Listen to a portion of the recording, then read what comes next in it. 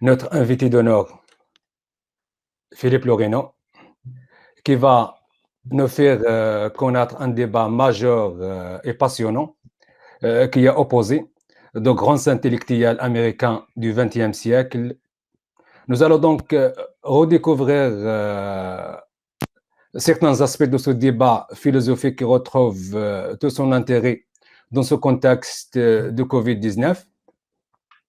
En fait, cette crise sanitaire inédite bouscule aujourd'hui et pour longtemps nos modes de pensée et nos modes de gouvernance. Nous demanderons à Philippe de nous expliquer en quoi ce débat lui semble-t-il intéressant pour repenser les modalités du gouvernement de la pandémie, de nous dire ce que ce choc brutal peut changer demain de la façon d'exercer un pouvoir jusqu'ici vertical et centralisé en France ou ailleurs, de nous expliquer qu'est-ce que, par exemple, le pragmatisme de Jean Dewey peut nous apporter comme outil théorique pour penser l'avenir du régime politique actuel.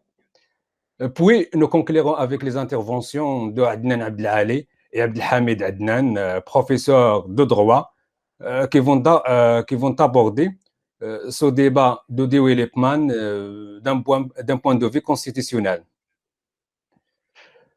La première intervention sera donc faite par Philippe Loreno. Bonjour Philippe. Bonjour.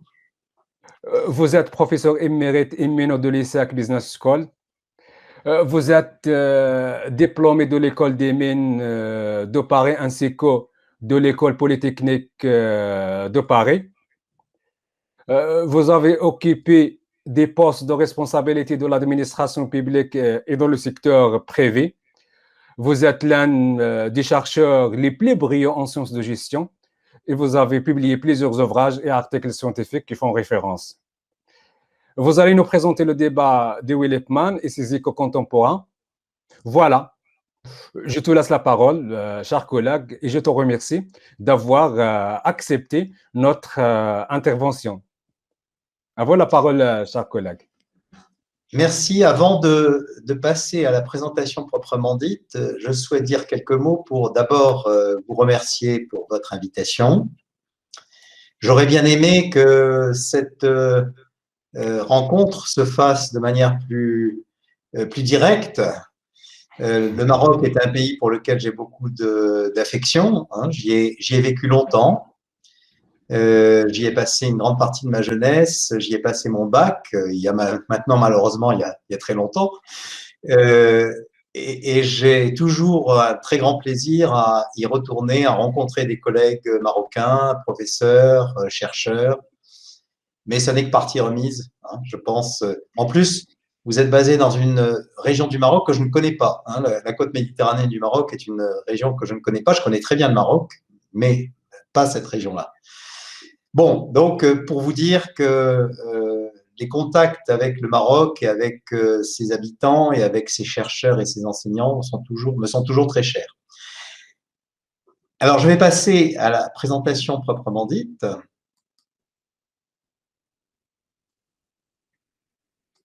Est-ce que vous voyez ma présentation? Pas encore.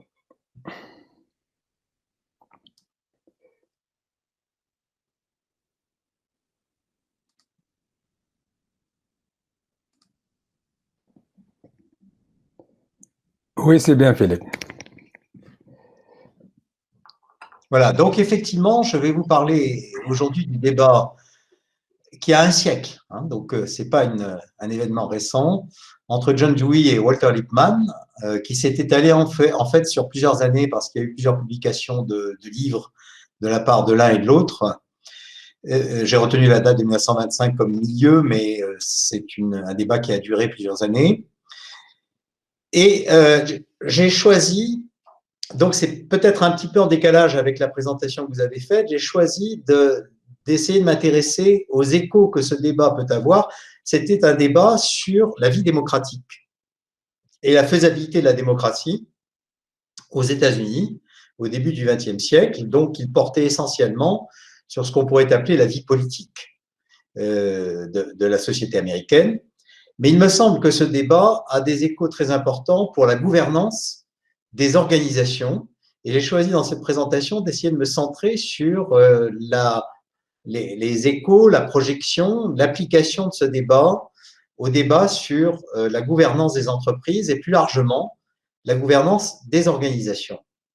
En fait, cette extension d'un débat sur la démocratie à un débat sur la gouvernance des organisations, John Dewey l'avait lui-même amorcé, puisque dans les 20-25 dernières années de sa vie, il a beaucoup travaillé sur ce qu'il appelait la démocratie industrielle, en expliquant que dans une société démocratique, la démocratie ne pouvait pas s'arrêter aux portes de l'organisation, aux portes de l'entreprise, et il s'est par conséquent beaucoup intéressé à ce que ça signifiait pour le management et la gouvernance des entreprises et des organisations, et c'est donc ce à quoi je vais peut-être plus particulièrement m'intéresser dans ma présentation. Alors, je rappellerai donc ce débat. À gauche, vous avez Walter Lippmann, à droite, John Dewey, débat qui s'étale entre 1922-1927. Et ça commence, en somme, par la publication d'un ouvrage par Walter Lippmann en 1922, un ouvrage qui s'appelle Public Opinion. Qui était Walter Lippmann? C'était un intellectuel de renom de son époque et journaliste. Il publiait régulièrement des articles dans la presse. Alors, un journaliste d'un type un peu particulier, c'est ce qu'on appelle en anglais un columniste, hein, c'est plus un journaliste auteur de tribunes d'opinion que, à proprement parler, un journaliste d'information. Et alors, dans Public Opinion en 1922, dans son ouvrage, il écrit « L'opinion publique n'émerge pas de la réflexion et du débat des citoyens. Pourquoi? Parce que les citoyens manquent souvent sur les questions complexes qui agitent la société, qui sont des questions de gouvernement, ils manquent de connaissances et d'expertise pour se forger une opinion éclairée.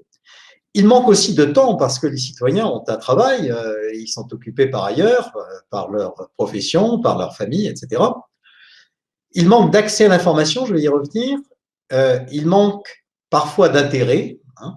C'était d'ailleurs une analyse qu'avait déjà esquissée Tocqueville au XVIIIe siècle lorsqu'il avait écrit de la démocratie en Amérique et il disait finalement le citoyen américain moyen, il est plus intéressé par ses affaires privées, s'il est entrepreneur, le développement de son entreprise, etc., que par les affaires publiques.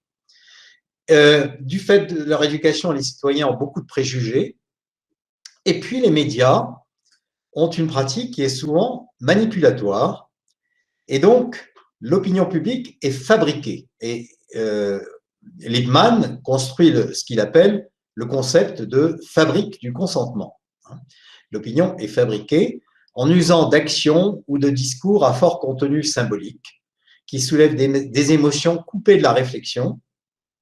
Et je trouve que cette réflexion de Lippmann est particulièrement actuelle, d'une actualité brûlante aujourd'hui, quand on regarde le fonctionnement des réseaux sociaux, le recours croissant à la psychologie, au marketing, y compris par des autorités publiques, hein, avec le développement pour ceux qui parmi vous sont économistes, des idées sur la nudge economy, on pourrait dire l'ingénierie du comportement.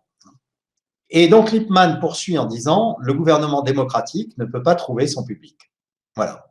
Et comment faire? Est-ce qu'il faut définitivement renoncer à la démocratie? Et la réponse de Lippmann, c'est non. La réponse se trouve dans une gouvernance opérée par une élite d'experts soumis à des mécanismes de choix et de contrôle.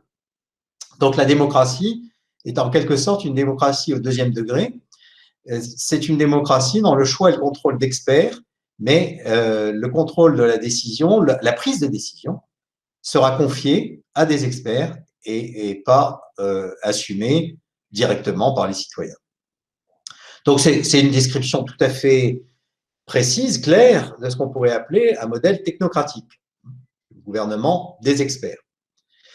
Alors, ce modèle technocratique, on peut le transposer aux entreprises. Et paraphrasant Lippmann, je dirais volontiers, la gouvernance des entreprises, si on adopte le point de vue de Lippmann, la gouvernance des entreprises ne peut pas trouver son public. Et quel est le public de la gouvernance? C'est les parties prenantes, c'est-à-dire bien sûr les actionnaires, mais aussi les salariés, les clients. Au-delà des clients, d'ailleurs, si c'est des activités non marchandes, ça peut être des usagers de services, les riverains des installations de l'entreprise, les fournisseurs, les collectivités territoriales concernées, etc. Et donc, on peut dire ce que dit Lippmann des citoyens, on peut le dire de toutes ces parties prenantes, que ce soit les salariés, les clients, les riverains, les fournisseurs, ils ont leurs propres activités professionnelles, ils sont très pris, ils n'ont pas nécessairement les compétences qui leur permettent de se faire une opinion fondée sur les questions complexes qui se posent à l'entreprise, de stratégie, de grands choix, etc. Et donc, là encore, paraphrasant Lippmann, la réponse peut se trouver dans une gouvernance opérée par des experts soumis à des mécanismes de choix et de contrôle par les parties prenantes. Alors, c'est un peu d'ailleurs le modèle dans lequel on vit aujourd'hui, sauf que les parties prenantes sont souvent limitées aux actionnaires.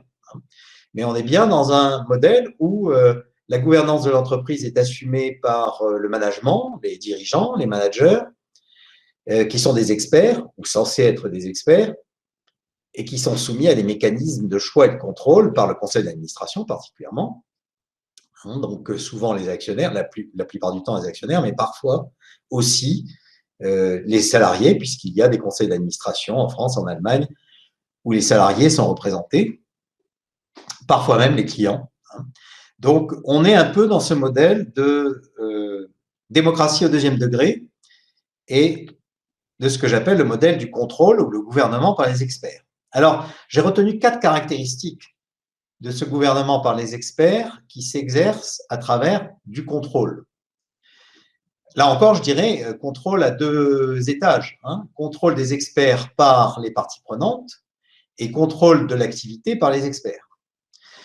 Alors, les 4 caractéristiques de ce modèle du contrôle que je retiens, c'est d'abord la séparation entre les moyens et les fins.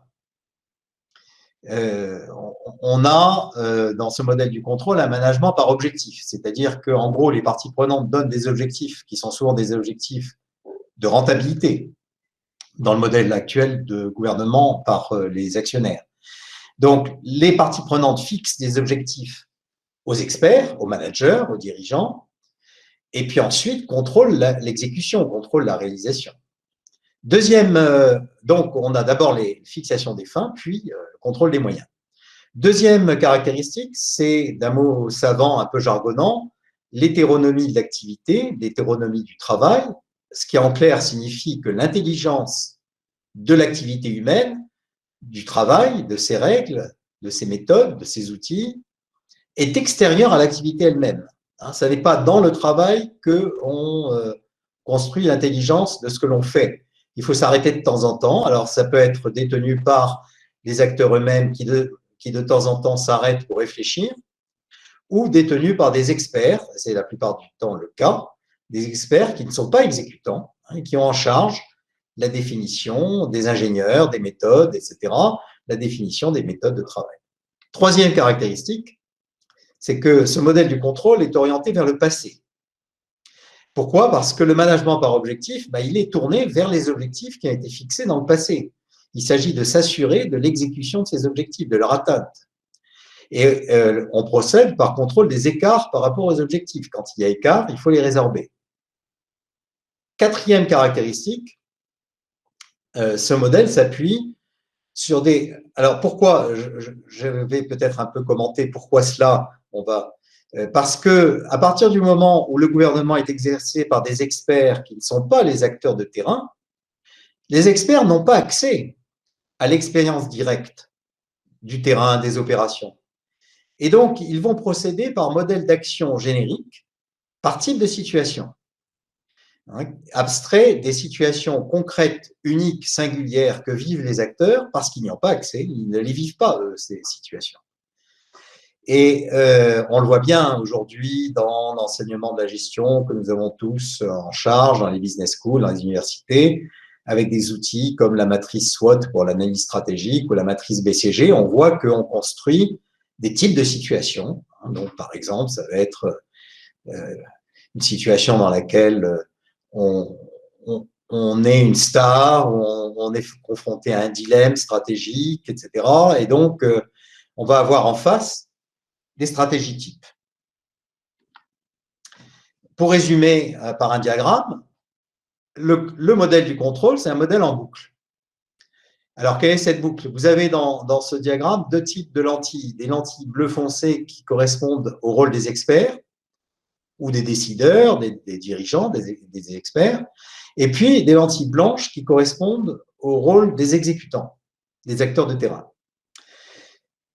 Donc, les experts fixent des objectifs. Ensuite, ils définissent des méthodes et des règles pour atteindre ces objectifs, des méthodes de travail. Puis, ils contrôlent les écarts d'exécution par rapport aux normes, par rapport aux objectifs. Et lorsque on identifie des écarts, ils définissent des actions correctives à réaliser pour résorber ces écarts.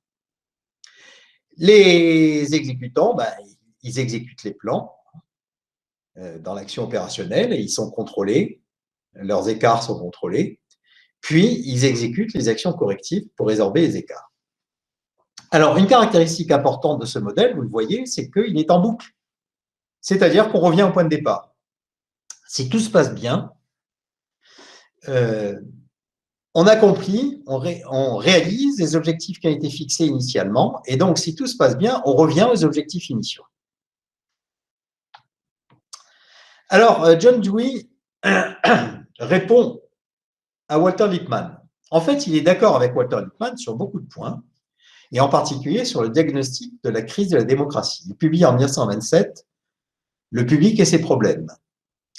Et Dewey dit, oui, il y a bien une crise de la démocratie, mais elle n'est pas due à l'impossibilité, on pourrait dire impossibilité congénitale de la démocratie, fatale, de trouver un public, mais elle est due à une éclipse temporaire pour des raisons historiques identifiables. Et Dewey cite justement le fonctionnement des médias, par exemple, ou bien le développement de l'individualisme libéral, qui isole les gens, etc.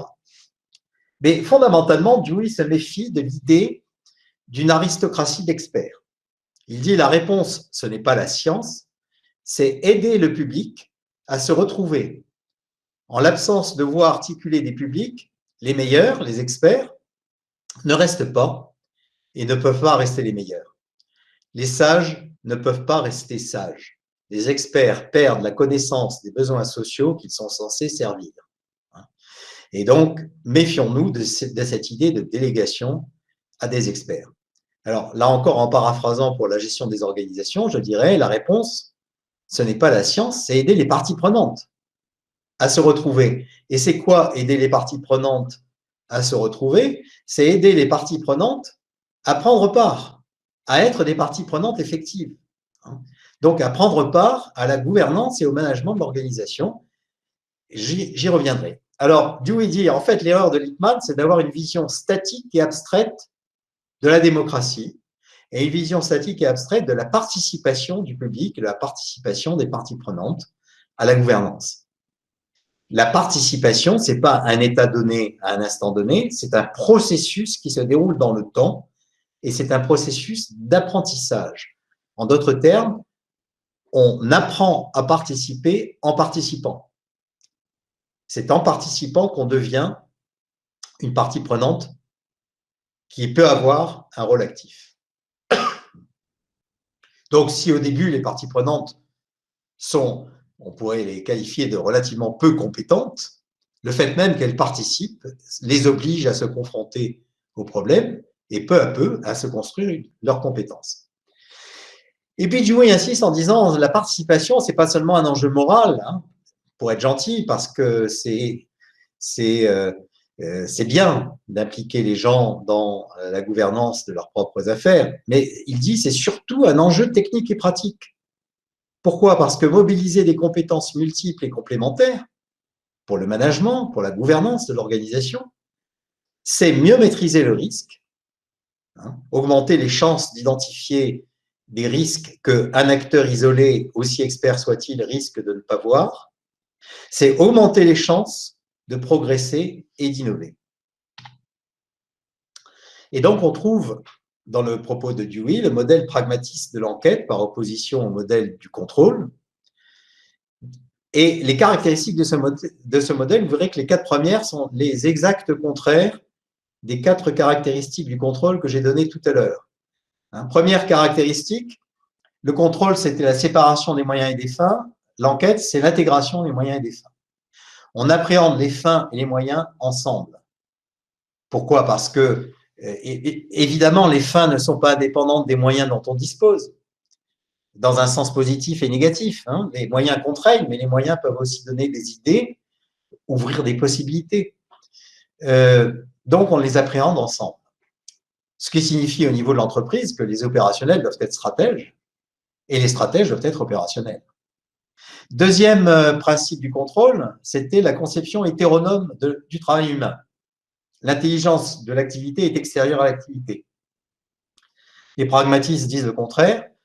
Ils ont une conception autonome du travail humain et cette idée se retrouve par exemple chez les dirigeants de Toyota dans les années 50, après la Deuxième Guerre mondiale, notamment un dirigeant qui s'appelle Ono et qui dit « l'acteur est le penseur de l'activité ». Troisième principe du contrôle, c'était s'appuyer sur des modèles génériques indépendants des situations singulières.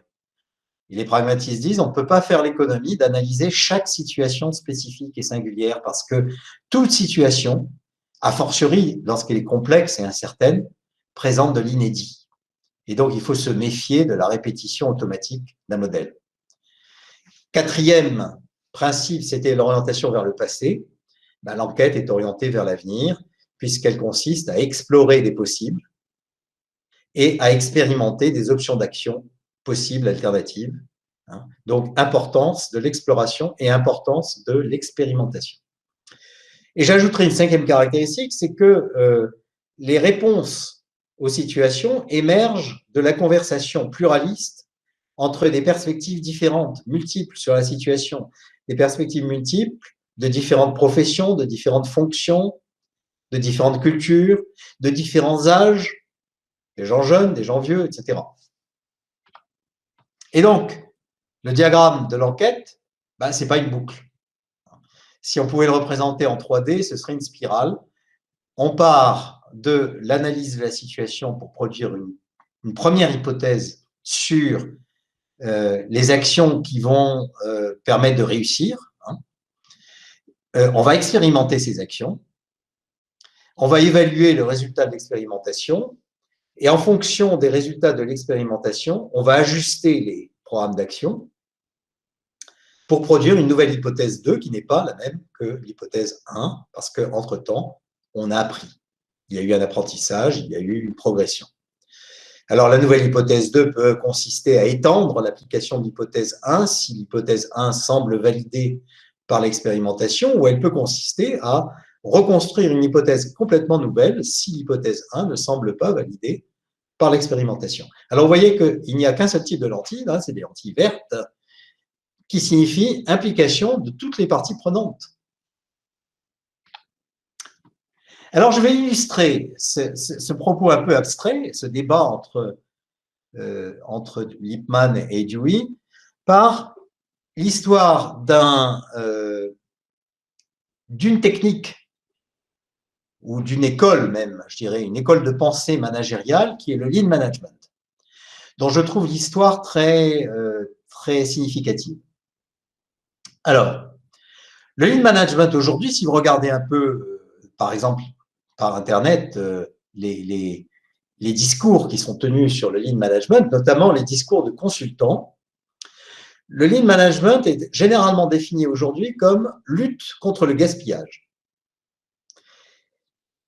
Et on va voir que le lean des origines est totalement différent de cette vision du lean management. Alors, on va remonter dans le temps.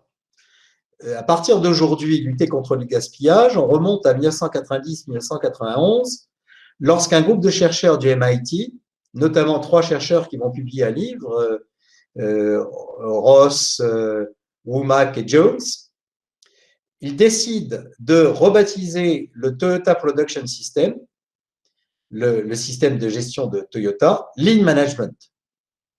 Le Toyota Production System était suscité un intérêt très vif des managers américains et des chercheurs américains, parce qu'à l'époque, dans les années 90, Toyota est devenu le numéro 1 mondial de l'industrie automobile et s'est installé aux États-Unis et était en passe de devenir le numéro 1 américain de l'industrie automobile. Alors, le TPS, le Toyota Production System, c'est un système de gestion qui avait été développé par Toyota déjà dans les années 50 et 60, après la Deuxième Guerre mondiale, notamment sous la houlette d'un dirigeant de Toyota qui s'appelait Ono, que j'ai déjà cité tout à l'heure, sous l'influence des pionniers américains de la gestion de la qualité, notamment deux pionniers américains, Walter Shewhart, qui avait inventé dans une certaine mesure le management par la qualité, et Edward Deming, qui tous deux ont conçu ce qu'on pourrait appeler le cycle du progrès continu, souvent baptisé aujourd'hui roue de Deming, Deming Wheel, roue de Deming, qui est un cycle PDSA sur lequel je vais revenir. Et ces pionniers américains de la gestion de la qualité étaient des disciples des philosophes pragmatistes américains, notamment John Dewey. C'est pour la raison pour laquelle je trouve cette histoire tout à fait intéressante. Et alors, dans la version japonaise du Toyota Production System, dans la version originale, inventée chez Toyota, sont présentés trois enjeux clés en japonais, le Mura, le Muri et le Muda. On va voir ce que sont le Mura, le Muri et le Muda. Alors, le Mura, dans cet ordre-là, l'ordre est important. Le Mura consiste à comprendre la teneur des besoins à satisfaire, à améliorer la conception des services et des produits pour mieux répondre à ces besoins, et en même temps gérer la demande pour essayer d'en maîtriser la variabilité, de la stabiliser. Donc, on est tout à fait orienté dans le Mura vers les besoins. Alors, vous voyez que quand je parle de besoins, ça peut être des besoins marchands, et on parle là d'entreprises privées faisant des produits ou des services marchands, ceux qui se vendent, mais ça peut aussi bien s'appliquer à un service public, par exemple, comprendre la teneur des besoins à satisfaire des usagers. Deuxième volet, le Muri. Le Muri consiste à éliminer les goulots d'étranglement, la surcharge des équipements et des équipes. Il ne faut pas qu'il y ait de points critiques de surcharge, de saturation. Troisième volet, le Muda, réduire le gaspillage en améliorant les méthodes de travail. Alors, vous voyez que réduire le gaspillage arrive en troisième. Et aujourd'hui, c'est devenu pratiquement la seule prescription du lean management, réduire le gaspillage. Alors qu'ici, en somme, le Muda, réduire le gaspillage, c'est un peu la récompense de ceux qui ont bien fait, le Mura et le Muri. Je dirais presque que le Muda découle presque automatiquement d'un Mura et d'un Muri bien fait. Si on a bien compris les besoins, qu'on maîtrise la variabilité de la demande, qu'on élimine la surcharge des équipements et des équipes, la réduction du gaspillage va presque couler de source. En résumant, il s'agit de faire plus avec moins. C'est comme ça que les dirigeants japonais ont résumé leur démarche. Mais c'est ambigu, cette expression « faire plus avec moins ». C'était d'ailleurs la source de beaucoup de quiproquos. Il ne s'agit pas de faire plus d'output avec moins d'input, plus de production avec moins de dépenses de ressources. Donc là, il s'agirait de productivité directe. Non, il s'agit de créer plus de valeur, c'est-à-dire mieux répondre aux besoins des clients et des usagers, avec moins de charges de travail, avec moins d'efforts. Et donc, il s'agit de reconcevoir continuellement l'organisation du travail et la gouvernance de l'organisation en réponse aux besoins à satisfaire. Alors, je résumerai par le schéma suivant. Si on décrit une organisation, par exemple une entreprise, par ces 4 pavés, en commençant par le pavé rouge qui est à peu près au centre, là, activité collective. Qu'est-ce que c'est qu'une entreprise, une organisation? C'est un système d'activité collective, des gens qui travaillent ensemble, qui se coordonnent sur la base de méthodes et avec une certaine charge de travail, une certaine quantité de travail. Dans cette activité, ils mobilisent des ressources. Donc, c'est le pavé bleu qui est en haut. Ils consomment des ressources. Alors, les ressources, ça peut être, bien sûr, du temps de travail des humains, mais ça peut être aussi du temps de fonctionnement de machines, ça peut être des mètres carrés de surface de bureau, d'atelier, ça peut être des kilowattheures d'énergie, ça peut être des euros ou des dirhams d'achat à l'extérieur, etc., etc. Hein, tout ce qu'on trouvera comme ressources consommées. Et puis, cette activité, elle permet de produire un output.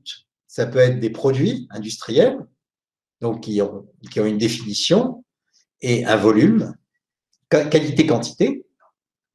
Ça peut être aussi des services, par exemple, le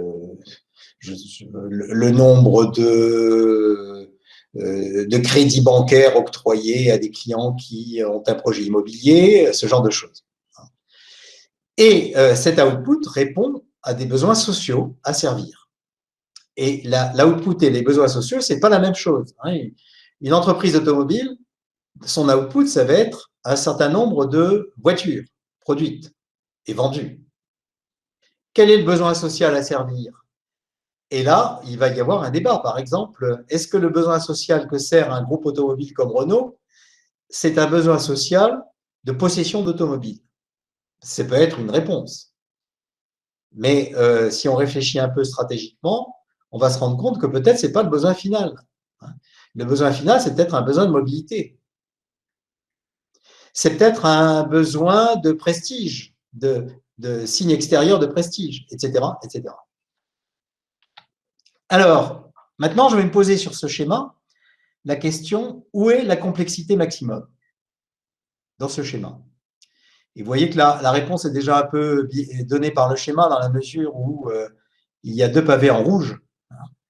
La complexité maximum, elle est dans l'activité, parce que l'activité mobilise des technologies, des compétences, des savoir-faire, de l'expérience, différentes méthodes, alors que le portefeuille de ressources, en gros, il faut faire tourner le compteur. Combien d'heures? Combien d'euros? Combien de mètres carrés? Donc, l'activité collective est un nœud de complexité. L'autre nœud de complexité, c'est les besoins sociaux à servir, qui sont évolutifs, qui sont différenciés selon les catégories de population, selon les cultures, etc. Et donc, voilà où est la complexité maximum.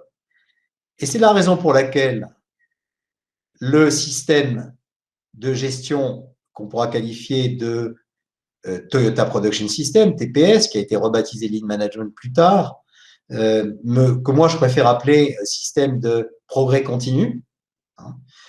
Il s'appuie sur ces 2 pavés qui sont les pavés de complexité maximum et il se résume en un re-engineering de l'activité complexe guidé par l'analyse de la valeur client ou de la valeur usager complexe. C'est ça qui est guide, qui est pilote. C'est cette mise en relation de 2 complexités qui sont la complexité des besoins et la complexité de l'action, de l'activité. Donc, les principes clés dans cette approche, c'est l'efficacité, c'est-à-dire do the right things, faites les bonnes choses, vient avant l'efficience, faites les choses bien, productivement. Donc, la première étape, c'est bien comprendre la teneur des besoins à satisfaire, réduire la complexité inutile, satisfaire le client avec le moins d'efforts possible, mourra.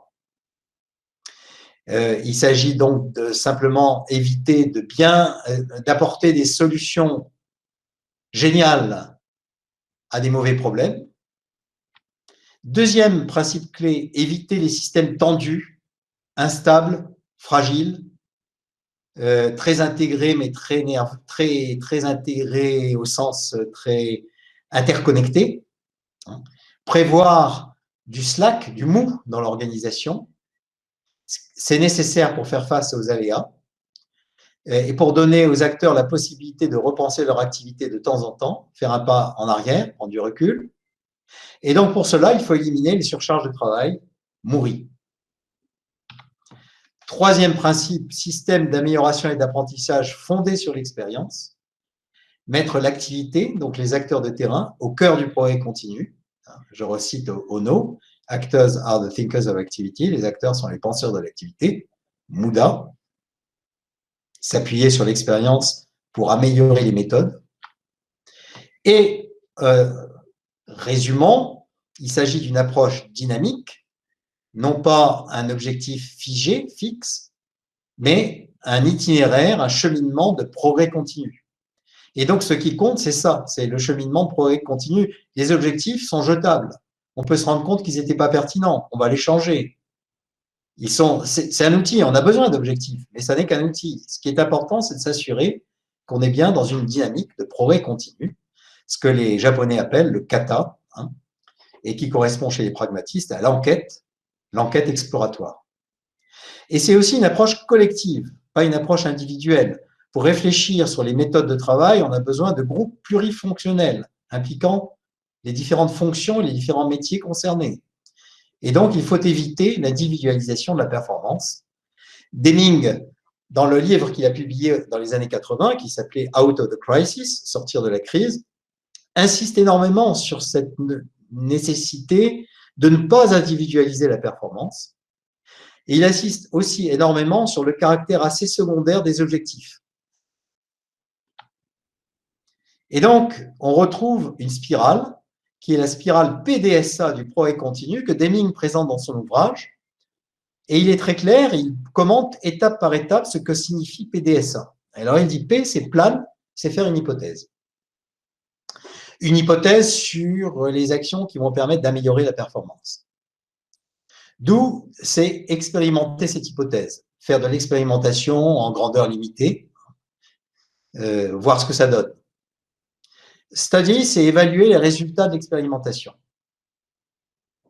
Act, c'est ajuster l'hypothèse en fonction des résultats de l'expérimentation et donc déboucher sur un plan 2, hypothèse 2. Et Deming insiste, il ne faut surtout pas revenir au point de départ. C'est une exploration tâtonnante, tournée vers l'avenir et apprenante. On apprend en cours, donc on ne revient pas au point de départ. Et du vivant de Deming, on a commencé à appeler roue de Deming la boucle PDCA, qui était présentée partout, notamment par les consultants, qui est plan, fixer une action, un plan d'action, d'où exécuter le plan d'action, check, contrôler les écarts, act, résorber les écarts pour s'assurer que le plan d'action initial est exécuté, est réalisé. Donc, il s'agit de s'assurer du respect des plans et budgets, c'est le bon vieux taylorisme. Et Deming, c'est du vivant de Deming, ça a commencé à se diffuser. Deming s'est battu avec dents et ongles contre PDCA. Il écrit à un ami, mais je ne sais pas d'où vous tirez cette boucle PDCA. Vous l'appelez roue de Deming, mais ça n'a rien à voir avec ce que j'ai prôné. La transformation du S de study, c'est-à-dire tirer les leçons d'une expérimentation dans le C de check, control, change tout. Parce que, explique-t-il, en anglais, check, ça signifie hold back to the past. Accrochez-vous au passé. Alors, vous voyez que le concept pragmatiste qui est au cœur de tout ce débat, c'est le concept d'enquête.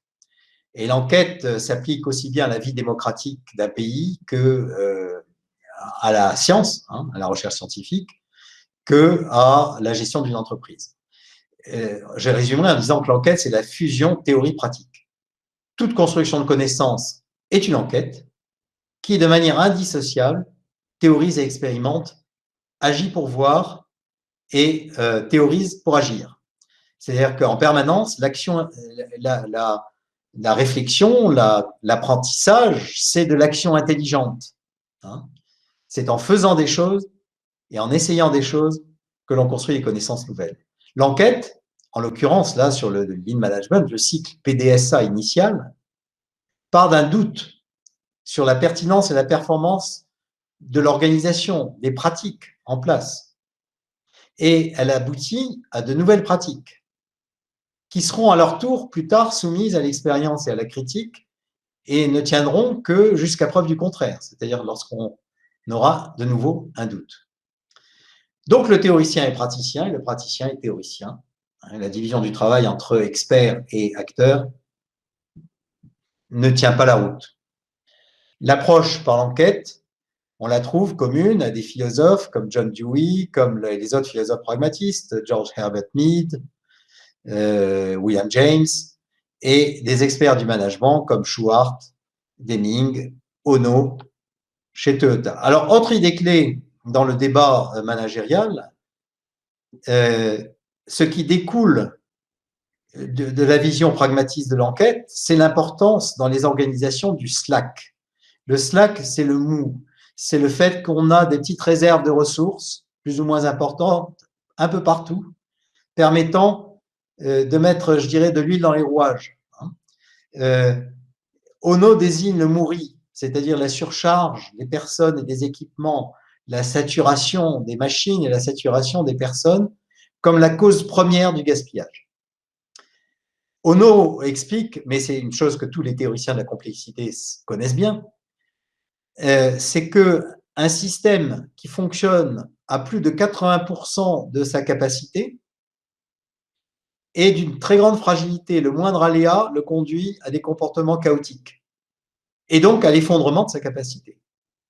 Parce qu'il y a des phénomènes de propagation amplificatrice des perturbations locales qui deviennent rapidement des perturbations systémiques, globales, et beaucoup plus importantes que la perturbation initiale.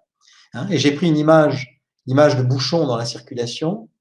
Entre parenthèses, quand j'habitais à Casablanca, j'habitais dans une grande barre qui était au-dessus d'un carrefour très important entre l'avenue Zertouni et le boulevard Roudani.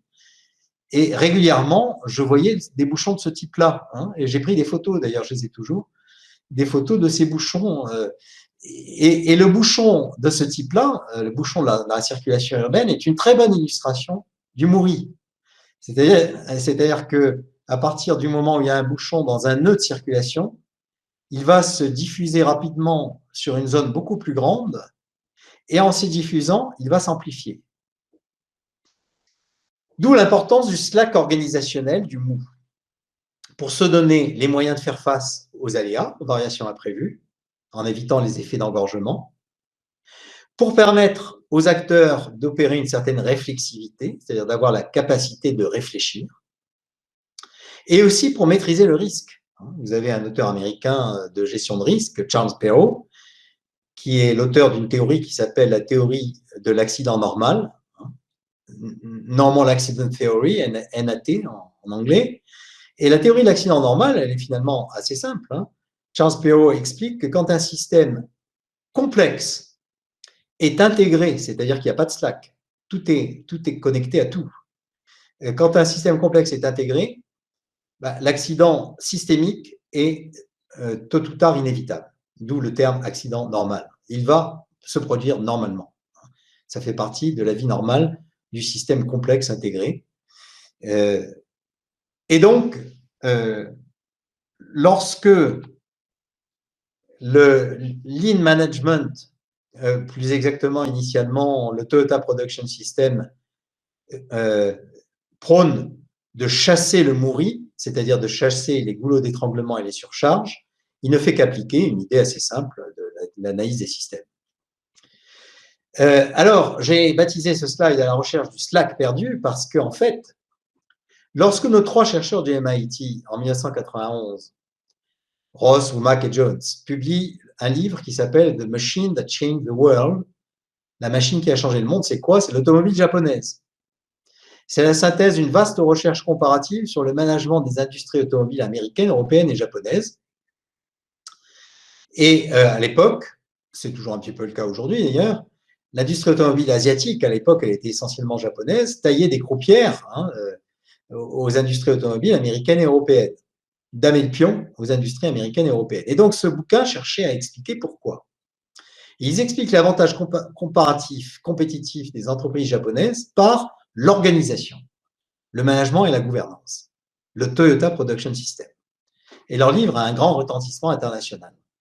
Un de leurs doctorants, John Krafcik, au MIT, dit « Ouais, mais le sigle Toyota Production System, ce n'est pas vendeur. » Pourquoi? Parce que, d'abord, c'est un sigle. En général, les sigles, ce n'est pas très vendeur. En plus, les entreprises japonaises étaient très mal vues aux États-Unis parce qu'elles faisaient perdre des emplois aux ouvriers américains.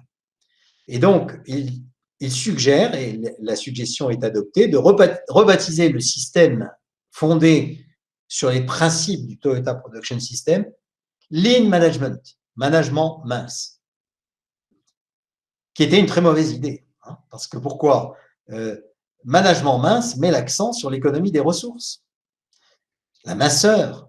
Donc, le Muda, hein, qui est arrivé en 3e dans le Toyota Production System. Et donc, nos amis américains reclassent les 3 piliers dans l'ordre, Muda, Mura, Muri, en mettant le Muda en tête. Donc, la suppression des gaspillages en tête. Or, la suppression des gaspillages, dans la démarche initiale, résulte du fait que on a bien compris la teneur de la demande, on l'a stabilisée et on a éliminé dans le système de production et le système de distribution les surcharges et les goulots d'étranglement. Alors, qu'est-ce que ça implique? Réfléchissez à ce qui se passe dans une entreprise industrielle qui a des stocks. Ces stocks, ils sont liés au fait, ils répondent à des besoins. Ils répondent aux besoins, par exemple, du fait que parfois, des machines tombent en panne. Et quand une machine tombe en panne, si on veut que les autres machines continuent à tourner, il faut avoir un stock tampon qui va permettre de remédier à la défaillance de la machine. Ou bien vous avez des fournisseurs qui livrent en retard. Alors, si le fournisseur livre en retard, il ne faut pas que ça bloque tout le système de production de l'entreprise. Et donc, on va faire des stocks de fournitures. Comme ça, si le fournisseur est en retard, eh bien, on continue à tourner sur le stock. Donc, vous voyez que les stocks répondent à des besoins opérationnels généralement liés à des dysfonctionnements, retard de fournisseurs, panne de machine, etc. Alors, si l'entreprise conduit une action résolue pour résoudre les dysfonctionnements, c'est-à-dire s'assure de la fiabilité des fournisseurs, s'assure de la fiabilité des machines, bien la récompense à l'arrivée, c'est qu'on va pouvoir réduire, voire supprimer les stocks. Mais si l'entreprise ne fait rien pour résoudre ces problèmes et décide d'un coup de baguette magique de supprimer les stocks, qu'est-ce qui se passe? Les fournisseurs ils vont être en retard et ça va bloquer toute l'usine parce qu'on n'a pas de stock. Ou bien la machine va tomber en panne et ainsi de suite. Donc, on voit que démarrer par la suppression des gaspillages est une énorme erreur. Qu'est-ce qui se passe? Les gaspillages réapparaissent là où on croyait les avoir éliminés. C'est comme un monstre à plusieurs têtes. On coupe une tête, mais elle repousse. La capacité d'apprentissage collectif ou d'innovation se tasse parce que les acteurs sont sous pression permanente. La maîtrise du risque se dégrade. Toutes les catastrophes de ces 15-20 dernières années ont été précédées, les catastrophes des plateformes pétrolières, de la navette spatiale américaine, les catastrophes nucléaires, Fukushima, Tchernobyl, en tout cas Fukushima, je suis moins sûr pour Tchernobyl, y compris l'incendie de Notre-Dame à Paris. Toutes ces catastrophes ont été précédées de plans de réduction des gaspillages. Par exemple, l'incendie de Notre-Dame à Paris, on venait quelques semaines avant de réduire l'effectif de surveillance de la cathédrale de 2 à 1. Alors, ce n'est pas la seule cause de l'incendie, mais ça a joué un rôle très important dans le retard mis à donner l'alarme. Il y a menace pour l'intégrité physique et psychologique des acteurs qui sont sous stress permanent. Et c'est un passeport assez sûr pour l'échec. 2% des projets Lean remplissent les objectifs. Et je cite Womack, un des 3 chercheurs du MIT à l'origine du Lean Management. À l'époque, nous pensions que Muda, Mura, Muri, vous voyez qu'il commence toujours par Muda. À l'époque, nous pensions que Muda, Mura, Muri était une séquence d'amélioration logique pour les adeptes du Lean. 20 ans plus tard, je suis frappé par l'ampleur des efforts que nous avons déployés pour éliminer les gaspillages, le Muda, et le peu d'attention que nous avons accordé à Mura, mauvaise connaissance des besoins finaux, et Muri, surcharge. Le Mura et le Muri sont maintenant les causes profondes du Muda dans de nombreuses organisations. Ils recréent des gaspillages là même où les managers et les équipes opérationnelles croyaient les avoir éliminés. C'est un constat très lucide de la part de Womack, mais c'était un peu prévisible dès le départ. Alors, si je reviens à mon diagramme de tout à l'heure, en quoi consiste cette dérive de l'enquête vers le contrôle, ce retour vers le contrôle, notamment le contrôle taylorien, ça consiste à oublier les nœuds de complexité et à mettre en place des modes de pilotage de l'organisation qui sont articulés sur les pavés simples, je dirais, hein, les inputs et les outputs. Essayer de maximiser la quantité d'output par unité d'input. Pilotage de la productivité. Une optimisation calculée et planifiée à l'avance et de l'extérieur par des consultants, généralement, hein, d'où les 2% de taux de succès. Alors, je passe sur l'exemple d'EDF, on y reviendra dans la discussion si on a le temps, je n'ai pas le temps là. Très rapidement, quelles sont les conditions de réussite d'une approche par l'enquête qui réfléchit, qui reflète la vision de la démocratie de Dewey et des pragmatistes. La démarche d'enquête, ce sont les citoyens qui se saisissent des problèmes de la société et délibèrent, essayent de trouver des réponses dans le débat contradictoire entre eux et essayent d'expérimenter ces réponses. C'est un peu le cheminement qu'on vient de suivre en France avec, sur l'écologie, sur le changement climatique, avec la conférence citoyenne des 100 citoyens ou 150, je ne sais plus, 150 je crois, 150 citoyens tirés au sort qui ont travaillé ensemble. Sauf que malheureusement, les conclusions auxquelles ils sont arrivés ont été un peu piétinées par le pouvoir politique en place en France. Mais bon, c'est une autre histoire. Donc, c'est bien la même idée, l'idée de l'enquête, qui est au cœur des idées de Deming, Schwartz, Ono sur le Toyota Production System et au cœur de la réflexion sur la démocratie participative de Dewey. Alors, condition de réussite d'une approche par l'enquête.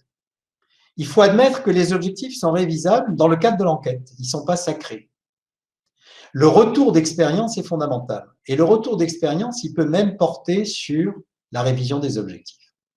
Deuxième point, il faut que les parties prenantes aient l'occasion d'acquérir des compétences. Et pour cela, il faut leur donner la possibilité de faire leur apprentissage en participant. Il faut traduire des savoirs experts complexes dans des termes qui soient à peu près accessibles au débat public. Et il faut donner accès à l'information. Troisième condition, pour qu'il y ait implication réelle des parties concernées, il faut que chacun y aille honnêtement et sincèrement. C'est-à-dire que les enjeux de chacun soient clarifiés, carte sur table, et pas cacher son jeu. Quatrième condition, c'est accepter de la logique de débat plutôt que le dogme. Et je cite Dewey, ce que nous avons appelé logique absolutiste finit par substituer la discussion de concepts à l'enquête. Cela tend à renforcer le règne du dogme. Il faut que chacun accepte de laisser les dogmes dehors, à la porte, et de participer, de s'engager dans un débat ouvert. Cinquième condition, dépasser les émotions immédiates. Je cite encore Dewey, des passions apaisées et une compréhension clarifiée. Sixième condition, ouverture à l'expérimentation, donc aux échecs. Expérimenter, c'est accepter d'échouer un certain nombre de fois. Essayer des choses pour constater que certaines réussissent et que beaucoup échouent. Mary Parker Follett, une disciple des pragmatistes, qui fait un peu le pont d'ailleurs entre la théorie et la pratique, parce que Mary Parker Follett a été une des premières consultantes de l'histoire. Elle a été conseillère du président des États-Unis, mais consultante auprès de beaucoup de grandes entreprises. Et ça a été aussi une théoricienne de la démocratie participative, disciple des pragmatistes. Et elle dit l'essence de la gouvernance, c'est d'être créative. Et qui dit créatif dit essayer des choses qui parfois marchent et parfois ne marchent pas. Conclusion. Je pense que l'héritage que nous laissent ces débats, c'est le débat entre Liebman et Dewey, Liebman tenant du gouvernement des experts, du gouvernement technocratique, et Dewey tenant de la gouvernance participative, de la participation de toutes les parties prenantes, nous enseigne qu'il faut combattre le clivage théorie-pratique. Malheureusement, c'est un héritage important de nos sociétés, hein, pratiquement partout, que ce clivage théorie-pratique. Je pense en particulier, par exemple, à la France, qui a une tradition en France technocratique, hein, de considérer que il est légitime et il est efficace que la décision, le pouvoir de décision soit monopolisé par un happy few de gens qui ont fait les bonnes écoles. Hein. J'en parle en connaissance de cause puisque j'ai fait quelques-unes de ces bonnes écoles. Et donc, c'est quelque chose qui est très profondément ancré dans la culture française. C'est la légitimité du pouvoir et la décision, du pouvoir de décider, c'est la maîtrise des modèles théoriques. Deuxième conclusion, la performance ne peut être définie que comme tout ce qui contribue à atteindre des objectifs pertinents dans une situation particulière. Et donc, avant de dire ce qu'est la performance, il faut se poser les bonnes questions. C'est-à-dire, quels sont les objectifs pertinents dans cette situation? Quelle est la situation? Dans quelle situation sommes-nous en réalité? Et après, on pourra dire ce qui est performant. Troisième conclusion, la définition de la performance, du fait que les situations évoluent, changent, elle doit être révisée continuellement. La performance, ce n'est pas un jeu d'objectifs et d'indicateurs figés, mais un processus d'exploration continue. Quatrième conclusion sur laquelle je vais terminer, dans le pilotage de la performance d'une organisation, comme d'ailleurs de la performance d'une société, ce qui compte, ce n'est pas tant la fixation d'objectifs et encore moins d'objectifs nécessairement quantifiés, mais c'est la boucle du progrès continu qui exige la participation active des parties prenantes. Il n'y a pas de progrès continu sans participation de ceux qui font, parce que ceux qui font savent. Et ils savent des choses que ceux qui ne font pas ne savent pas. Voilà. Alors, je me souviens, quand j'étais en entreprise, j'ai passé quelques années en entreprise, dans le secteur informatique, et j'avais suivi une formation auprès d'un gourou du progrès continu américain, qui s'appelait Bill Belt. Et Bill Belt, qui était quelqu'un de très pertinent, je trouve, rétrospectivement, longtemps après, c'était il y a 25 ou 30 ans, Bill Belt disait, il commentait le fameux mot d'ordre des zéros olympiques. Zéro défaut, zéro retard, zéro panne, zéro plainte de clients. Bon, cette idée des 5, il y a ces 5 zéros olympiques, zéro papier.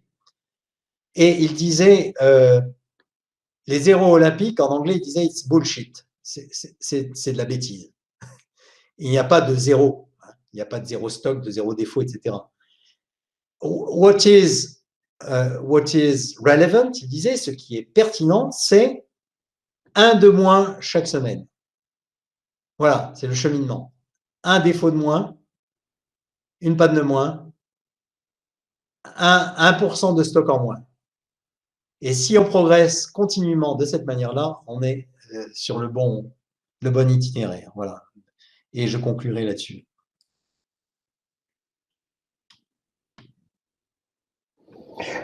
Merci Philippe, de cette intervention riche et fructueuse de laquelle vous nous avez présenté l'essentiel de ce débat historique entre Lippmann et Dewey. On passe donc directement à la phase de discussion. Est-ce qu'il y a des questions, chers collègues?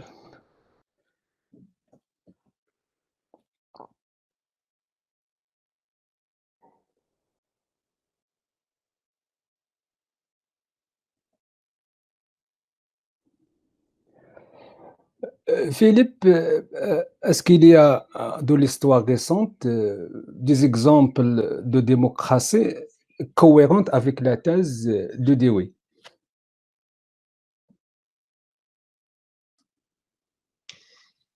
La réponse à la question telle qu'elle est formulée là, à mon avis, c'est non.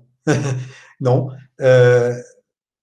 Mais je voudrais insister sur un point, c'est que Dewey défend l'idée selon laquelle la démocratie, comme d'ailleurs le progrès continu dans l'entreprise, la démocratie est un processus. Et il dit la démocratie qu'il appelle de ses voeux, ça n'est pas un modèle, c'est pas l'objectif, hein, c'est pas une espèce de modèle idéal qu'il faudrait atteindre. Je reprends la conclusion de la présentation que j'ai faite, c'est un de moins chaque jour, ou un de plus chaque jour, ça dépend quoi, quel est l'enjeu qu'on considère. Hein. Donc, ce que Dewey dit, c'est la démocratie n'existe que en tant qu'elle progresse comme démocratie, c'est-à-dire qu'elle devient de plus en plus démocratique. Et de ce point de vue-là, je pense qu'il y a des exemples dans beaucoup de pays. Hein. Je suis sûr qu'il y en a au Maroc, il y en a en France, il y en a en Allemagne, il y en a dans le pays où j'habite, hein, j'habite en Suisse, etc. Il y a des exemples d'évolution qui sont des évolutions qui correspondent à cette idée de Dewey selon laquelle la démocratie n'est pas un État, c'est un processus. Et quand on va vers plus de démocratie, on est en démocratie. Être en démocratie, c'est aller vers plus de démocratie. Donc, une meilleure ouverture au débat, une plus grande diversité des points de vue pris en compte, l'expérimentation, essayer des choses. Par exemple, l'exemple que j'ai cité de la conférence citoyenne des 150 citoyens tirés au sort pour réfléchir sur l'écologie, on peut regretter la manière dont ça a été un peu raboté, etc. à la fin. Hein. Néanmoins, je pense que le fait même que ce processus ait eu lieu, que ces citoyens aient été sélectionnés, alors qu'il y avait parmi eux une proportion non négligeable de gens qui n'étaient pas du tout des écologistes, qu'ils se soient intéressés au sujet, qu'ils aient consacré du temps, qu'ils aient débattu, qu'ils aient débouché, à mon avis, sur des propositions qui sont très pertinentes hein, et réalistes. En soi, c'est une expérience qui augmente le degré de démocratie en France. Voilà. Donc, ma réponse, ce serait, si on voit Dewey comme un théoricien d'une démocratie idéale, non. Il n'y en a pas eu dans le passé récent, ni dans le passé lointain, et je pense qu'il n'y en aura pas dans l'avenir proche. En revanche, si on comprend Dewey pour ce qu'il dit, c'est-à-dire la démocratie est un processus, à ce moment-là, oui, il y a plein d'exemples. Et je pense au Maroc aussi, d'ailleurs. Hein. Oui, donc on va parler plus de la démocratie que de la gestion de l'entreprise.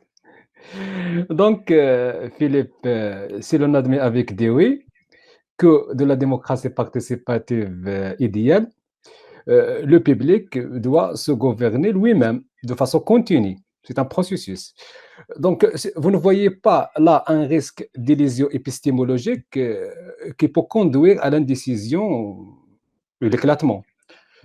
Vous ne pensez pas que Lippmann a au moins le mérite d'éviter cette illusion épistémologique en valorisant ce qu'on appelle le vote intermittent? Oui, oui, Lippmann a des mérites, hein, je pense que dans la critique. Je pense qu'il y a un volet dans le travail de Lippmann, il y a un volet critique qui est d'une très grande lucidité et d'une grande profondeur. Là où je pense le désaccord, d'ailleurs, Dewey, à mon avis, n'est pas en désaccord avec Lippmann sur le volet critique. Là où se joue le désaccord, c'est sur les préconisations. Alors, est-ce qu'il y a un risque d'indécision? D'abord, je voudrais rectifier un point. Je pense pas que la démocratie au sens de Dewey se limite à ce que le public décide lui-même. Je pense que ce serait une vision un petit peu naïve de la démocratie participative au sens de Dewey. Dewey ne nie pas le fait que l'on ait besoin d'expertise, par exemple. Ce que Dewey réfute, c'est le fait que l'on confie le pouvoir de décision exclusivement aux experts. En somme, Dewey dit on a besoin d'experts, surtout s'ils restent des experts, c'est-à-dire s'ils sont au service. Alors, je vais vous donner un petit exemple.